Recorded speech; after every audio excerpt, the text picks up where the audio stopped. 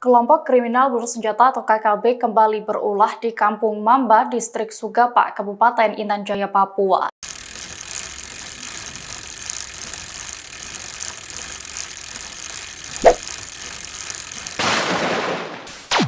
Halo Sobat Corong Indonesia, bagaimana kabar kalian? Semoga sehat selalu ya dan semoga selalu dalam lindungan Yang Maha Kuasa. Nah bosku, setelah pekan lalu Satgas Nemangkawi yakni Satuan Gabungan TNI dan Polri, berhasil menguasai markas besar kelompok kriminal bersenjata pimpinan Egyanus Kogoya yang berada di Kampung Paro, Kabupaten Duga, Papua. Tentu saja hal ini membuat pergerakan KKB Papua semakin terdesak bukan? Dengan keadaan mereka semakin tersudutkan, lantas membuat mereka terus menebarkan provokasi tentang Papua, disertai dengan ancaman-ancaman yang mereka buat. Bahkan, mereka juga tak segan melukai warga sipil. Bagaimana bisa mereka dengan tega melukai saudara sesukunya?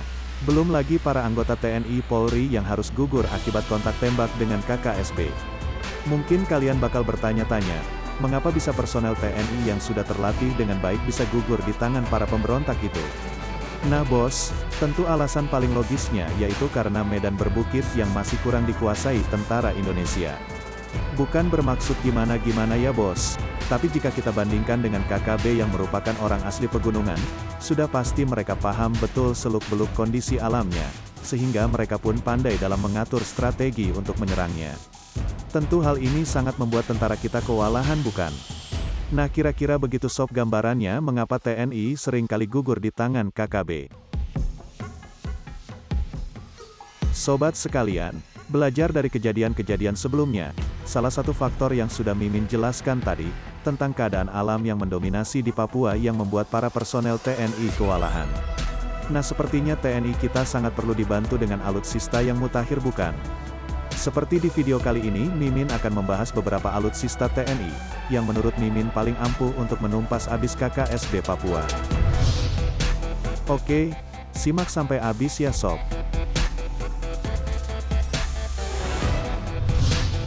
Yang pertama ada, SPR-2 atau Senapan Penembak Runduk 2. Sobat sekalian, SPR-2 merupakan senapan penembak runduk yang diciptakan oleh PT Pindad, dan sudah terbukti sangat menakutkan bagi pasukan di lapangan. Nah sob, dengan mengusung kaliber 12,7 mm, kekuatan SPR-2 bisa dibilang serupa dengan senapan mesin berat M2HB Browning buatan Amerika Serikat. Karena SPR-2 cukup ditembakkan beberapa kali sesuai kebutuhan, dan kapasitas peluru dengan daya hancur yang sama. SPR-2 juga dibekali alat bidik teleskopik dengan pembesaran hingga 10 kali.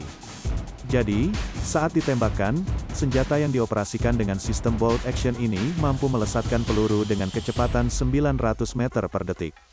Itu artinya, sasaran yang dituju akan dihantam dengan keras dalam waktu kurang dari 3 detik. Hebatnya lagi nih bro, SPR yang mengusung tipe senapan anti-material ini mampu menghentakkan peluru dari moncongnya dan sanggup menjebol lapisan baja setebal 10 mm.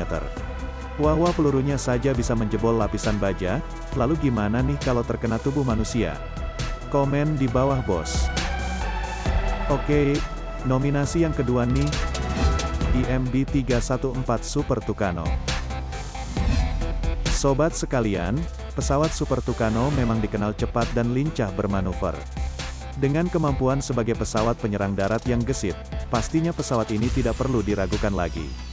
Selain itu, untuk spesifikasinya yang berkemampuan counter-insurgency alias pesawat anti-perang gerilya ini, rasanya sangat tepat untuk misi seperti penumpasan pemberontak seperti KKB Papua dari udara. Gimana nih menurut kalian? Komen di bawah bos. Selain itu, Super Tucano juga biasa diarahkan untuk mendukung misi-misi pengintaian dan close air support. Nah, setelah pesawat penyerang mari kita beralih ke UAV alias drone militer. Sobat sekalian, meski UAV bukan menjadi opsi utama dalam misi ini, akan tetapi, penggunaan drone bisa menjadi alternatif untuk memudahkan tugas prajurit di lapangan, dengan menjadi mata untuk memantau pergerakan musuh dari udara, sekaligus sumber informasi pada pasukan di darat. Jika ingin, UAV bisa juga kok dilengkapi dengan senjata seperti rudal misalnya. Sehingga, UAV bisa diarahkan untuk menggempur musuh dari udara.